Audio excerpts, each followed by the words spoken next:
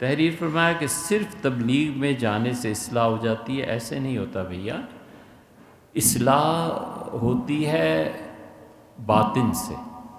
اس بات کو اچھی طرح سمجھنا چاہیے کہ گناہ دو طرح کے ہوتے ہیں. ایک گناہ وہ ہوتے ہیں جن پہ حدود جاری ہوتی ہیں. کورٹ میں چلا گیا، انصاف آپ کو مل گیا، کسی کو مل گیا، نہیں ملا، یہ ایک الگ بات ہے. کچہری نے کوشش کر لی، لیکن اس کے لیے شریعت نے متعین کر دیا ہے کہ اس کو یہ سزا ملے گی. اور ایک گناہ وہ ہوتے ہیں جو ان جرائم سے زیادہ سخت ہیں، لیکن شریعت نے اس کی کوئی سزا مقرر نہیں کی. مثلا اسے چوری کی، ہاتھ کٹ گیا. اب چوری کے مقابلے میں شریعت کی نظر میں اگر کسی نے حسد کیا کسی سے، تو حسد زیادہ گناہ ہے بنسبت چوری کی. ایک آدمی نے تہمت لگا دی معاذ اللہ کسی خاتون پہ، 80 درے لگ گئے. اب تہمت لگانا ایک ایسا ہے کام جس پہ اسے سزا ملی، معافی اللہ نے دی نہیں دی ایک الگ بحث ہے، لیکن تہمت لگانے سے بدتر یہ ہے کہ اس نے کہا میں اتنے پیسے تمہیں دوں گا اور کہہ کے مکر گیا اور نہیں دیے. جھوٹا وعدہ کیا نا. تو اخلاقی جرائم جو ہیں یہ سمجھنا چاہیے کہ جسمانی جرائم سے بدتر ہیں اخلاقی جرائم.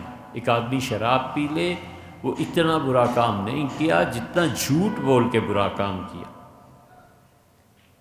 لیکن ہوتا کیا ہے، یہ جتنے اخلاقی جرائم ہیں، حسد ہے، کینہ ہے، بغض ہے، غیبت ہے، ریاکاری ہے، یہ ایک طرف.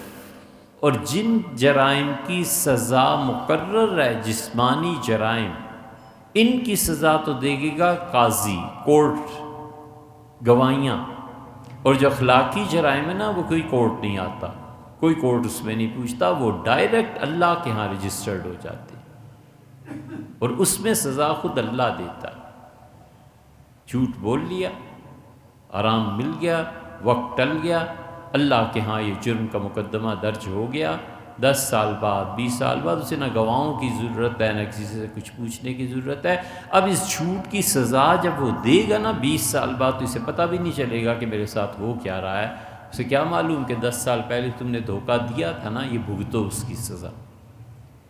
اس لیے اخلاقی جرائم اللہ کے ہاں رجسٹرڈ ہوتے ہیں، براہ راست وہ سزا دیتا ہے. اور اسی طرح نیکیاں بھی اس کے ہاں لکھی جاتی ہیں، اور اللہ ان نیکیوں کا اجر اسے دنیا میں آخرت میں جہاں چاہے دیتا ہے.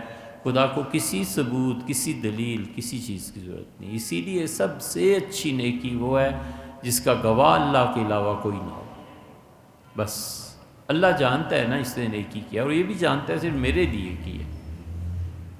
صحیح بخاری میں ہیں تو 2 لفظ، لیکن آدمی سوچے تو کمال کے لفظ ہیں.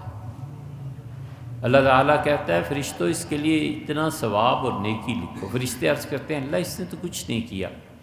اللہ فرماتے ہیں اس نے دل میں گناہ کا ارادہ کیا تھا بہت پختہ، پھر اسے میری یاد آئی اور اس نے ترکت ہو اجلی، میری وجہ سے اس گناہ کو چھوڑ دیا. تو میرے بندے نے بڑا اچھا کام کیا، یعنی میرے لیے میری وجہ سے مجھ سے شرم آئی اور گناہ کو چھوڑ دیا. تو یہ بہت دور ہے کہ میں اپنے بندے سے شرم نہ کروں. میرے بندے کے لیے نیکی لکھو، میری طرف سے اجر دو، اس سے ہماری عزت کی ہے. یہ ساری تشریح ہے. ترکت ہو اجلی، میرے بندے نے گناہ میری وجہ سے چھوڑا ہے، اس کو ضرور ثواب پہنچنا چاہیے. تو یہ جتنے اخلاقی جرائم ہیں نا، یہ بدتر ہیں جسمانی جرائم سے. ہمارے یہاں مسئلہ الٹا چلا ہوا ہے، کوئی شراب پی لے تو بہت برا، اور جھوٹ بکتا پھرے تو کوئی نہیں پوچھتا. لیکن یہ اخلاقی جرائم عاقبت تباہ کر دیتے ہیں. ان کا اصل اللہ کے ہاں رجسٹریشن ہے، اور پھر خدا اس پہ یہ جو اسی کو کہتے ہیں تزکیہ، اور اسی کے لیے مشائخ سے رجوع کیا جاتا ہے کہ حضرت مجھے ظلم کی عادت پڑ گئی ہے، بتائیں میں کیا کروں، مجھ سے غصہ قابو نہیں ہوتا، کیا کروں.